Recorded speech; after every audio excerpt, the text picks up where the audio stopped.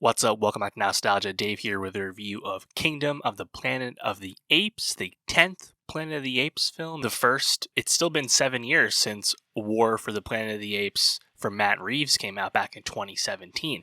This also is the first Apes film since the franchise has become a Disney property following the Fox acquisition.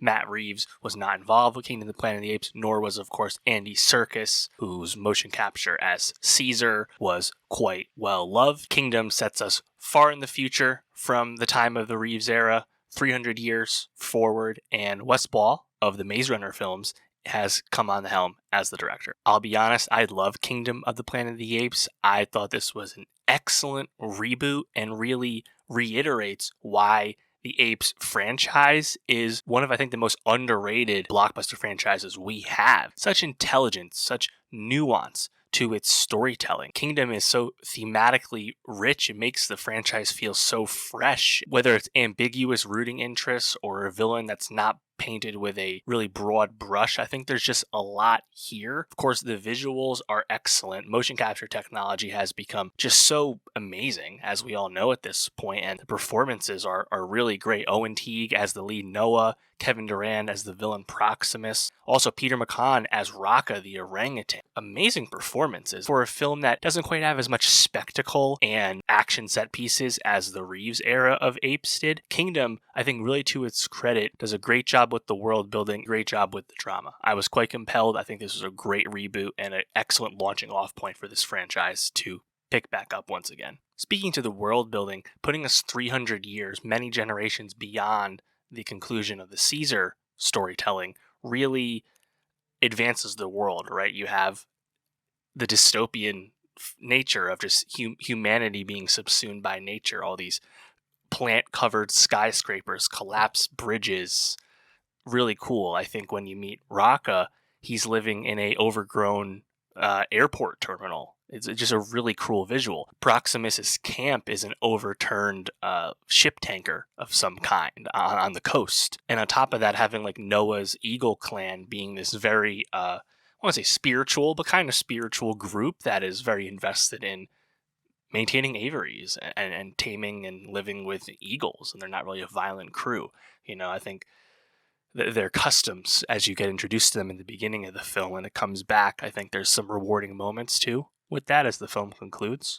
It's fun to have, advance further in the timeline, but still have like this Caesar of it all be like a continuity piece with the storytelling, and Raka being someone who subscribes to the true Caesar teachings, and then Proximus being someone who's, calling himself Proximus Caesar. Being a Roman Empire fan in the literal sense. Raka being so philosophical, but then also having Proximus being philosophical on the other side of the coin, someone who wants to keep Apes strong, and his desires for conquest are really based on his own self-interest, but his own self-interest in, advancing ape kind, and his, quest to bust into this, human like silo vault on the coast. He's seeking the technology of the humanity of old so that, humans can take a leap or apes can take a leap forward technologically and intelligence wise.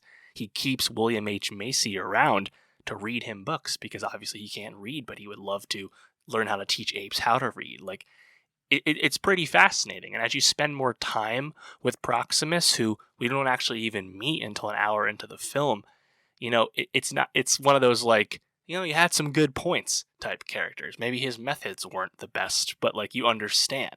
And the refusal to not make Proximus just the big bad wolf of the movie, I think is very intelligent. And Noah has some real true sense of conflict and, uneasiness about which path to go down because he wants to protect his clan and rescue them from Proximus's control, but he also can kind of see the other angle. That leads us to the human character May, played by Freya Allen. And May is like not much of a character for a lot of the film, but gets to kind of do some exciting stuff. And you understand her motivations where she is trying to prevent apes getting stronger, especially someone like Proximus. But, she has some difficult conversations with Noah at the end of the movie. And again, I just find it like quite dramatically rich because there's a lot of gray area. There's a lot of ambiguity to who's right and who's wrong in a lot of these conversations and in the decision making.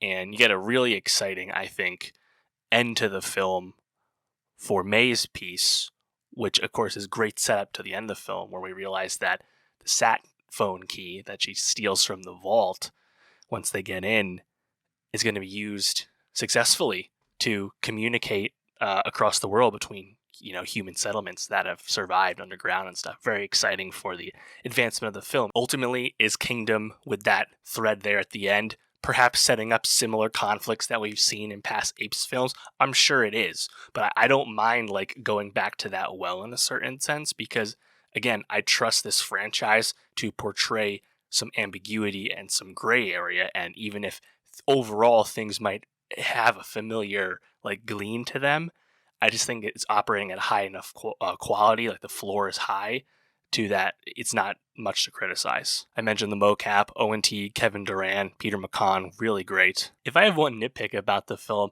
I did think it was kind of funny how they were able to get into the vault, in Act 3, just because, yeah, they scale the cliff, but surely, like, Proximus's crew would have scoured that cliff face and that mountain area to make sure there was no other way in. Surely they would have found that, right?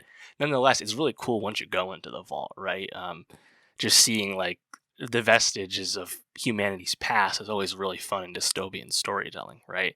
And like you're watching it as a human, right? And like you're not sure exactly who you're rooting for in that moment as you watch that vault ultimately get opened up and destroyed, despite all the resources inside of it that could be used, whether by humanity or by the apes. And of course, we know May is able to get the sat phone key, which is clearly the most valuable thing in it. But yeah, I think it's a really fascinating franchise to this day, and I wasn't necessarily expecting that, because on the one hand, I was shocked to look back on it being 7 years since War for the Planet of the Apes came out.